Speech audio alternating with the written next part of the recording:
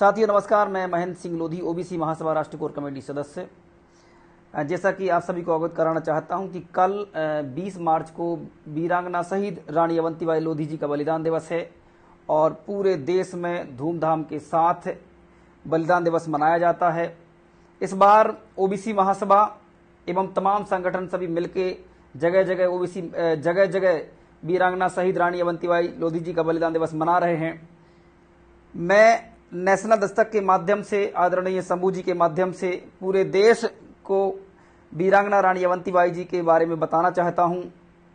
हम जिस प्रकार से आज रानी अवंतीबाई जी के बारे में बता रहे हैं, ऐसे हम लगातार साहू जी महाराज, बाबा साहब भीमराव अम्बेडकर, ज्योतिबा फुले, अवंतीबाई और फातिमा शेख, सावित्री फुले, कबीर पेरियार, सम्राट अशोक, हृदय लोधी, स्वामी ब्रह्मानंद से लेकर तमाम जितने हमारे महापुरुष शहीद वीरांगनाएं हुई हैं उनके बारे में हम ओबीसी महासभा के माध्यम से बताते रहते हैं। आज हम वीरांगना शहीद रानी अवंतीबाई लोधी जी के बारे में बताना चाहते हैं। यह मध्य प्रदेश की जो रामगढ़ रियासत थी, जो आपको बता दूं, रामगढ़ रियासत एक ऐसी रियासत थी जो गौड़ राजा थे। 52 जो गढ़ होते हैं उनमें से एक गढ़ था रामगढ़। रामगढ़ जो गढ़ था वहां के राजा थे राजा विक्रमादित्य। उनके साथ अवंतीबाई जी का विवाह हुआ था। कम उम्र में, पहले आप जानते हैं, विवाह हो ही जाता था। और ये जो बेटी थी यह मैनखेड़ी, जो वहां पर एक छोटी सी रियासत थी, यह सिवनी जिले में आती है।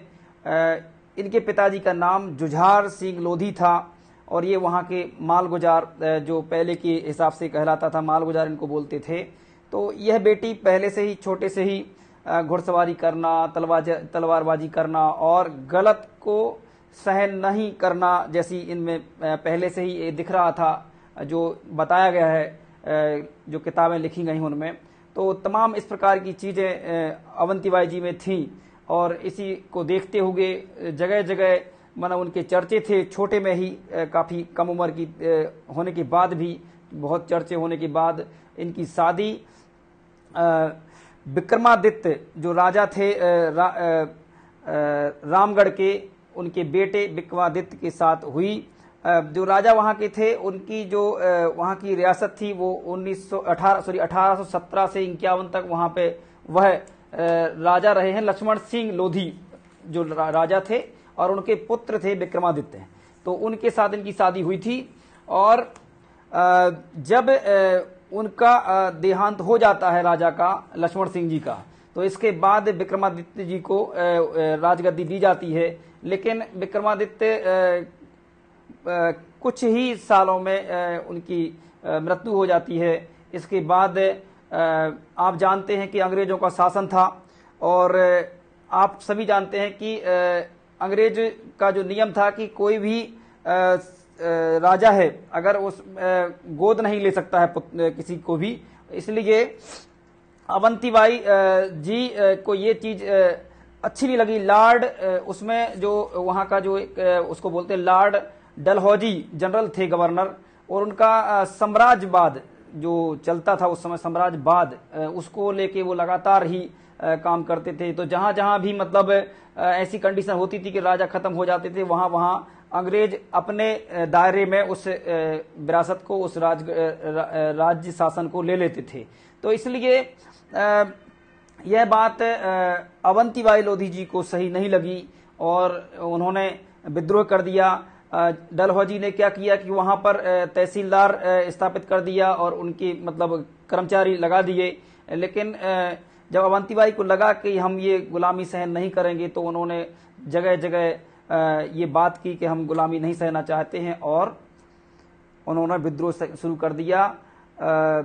उन्होंने जो वहाँ पे शासन व्यवस्था अंग्रेजों ने स्थापित की थी उसको मार भगाया और अपना खुद का, रामगढ़ पर अपना खुद का आधिपत्य स्थापित कर लिया, उसकी मरम्मत कराई। इसके बाद उन्होंने वहाँ के जो आदिवासी राजा थे और अन्य राजा थे, सभी को निमंत्रण भेजा कि सभी इस राष्ट्र के लिए और अपने साम्राज्य के लिए हमारे साथ खड़े हों, क्योंकि अंग्रेज हमारे जो रामगढ़ का राज है वो हथियाना चाहते हैं। इसलिए राजाओं को एक संदेश भेजा और राजाओं ने सभी ने मिलकर उनका साथ दिया। कुछ ये जानकारी पता चल गई तो कुछ लोगों को जब अंग्रेजों ने मार दिया तो रानी और उनकी सेना बड़ी क्रोधित हुई और उन्होंने फिर जहां जहां भी इनका राज चलता था वहां वहां इनने अटैक किया और मंडला पे भी इनका वो पूरा शासन था अंग्रेजों का, वहां भी अटैक किया जिससे कि अंग्रेज तड़फड़ा गए। और फिर इसी के बाद आप देखेंगे कि जो 1842 की क्रांति चलती थी उसमें भी राजा हरदिल शाह लोधी का बड़ा योगदान था।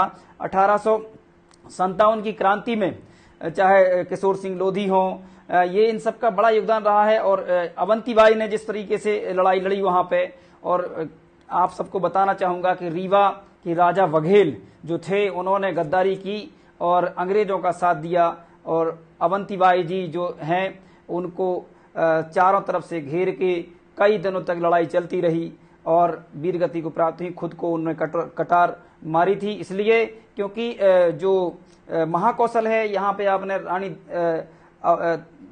दुर्गावती जी का नाम सुना होगा, वो भी गौड़ राजाओं में थी और उनका पूरे मध्य प्रदेश पूरे जो गढ़ थे उनमें सब पे राज चलता था। तो उन्हीं की शिक्षा को लेते हुए वो इतनी बड़ी लड़ाई लड़ती रहीं और बाद में उन्होंने उनकी, जैसे कि आपने देखा होगा रानी दुर्गावती जी ने भी अपनी कटार अपने सिर में गले में मारी थी, ऐसे ही उनने अपना सिर वो कर लिया था। ऐसे ही अवंतीबाई लोधी जी के साथ भी हुआ। और इसीलिए मैं बताना चाहूंगा ये वीर गाथाएं क्या है कि जो मनुवादी सिस्टम है उन्होंने सच नहीं बताया। उन्होंने सच ना तो झलकारी बाई का बताया, ना ही और भी हमारी वीरांगना रही उनके बारे में बताया। आज हम संविधान के दायरे में हैं, इसलिए हमें अपने महापुरुषों के बारे में पूरी बात पूरे देश दुनिया को बताने का पूरा अधिकार है। और सभी से मैं निवेदन करूंगा कि आप सभी लोग जरूर अवंतीबाई जी के बलिदान दिवस को मनाएं। यह बहुत ही वीरांगना थी इनकी। यह सोचिए कि 26 साल की उम्र में, मतलब आप सोचो कि ये वीरगति को प्राप्त हो गई और इन्होंने बहुत लड़ाई लड़ी। इनके किस्से बहुत सारे हैं, वो उस एरिया में जब जाते हैं तो बताते हैं कि मतलब हर जगह इनके चर्चे थे। उस समय छोटे छोटे बच्चे भी जानते थे उनको।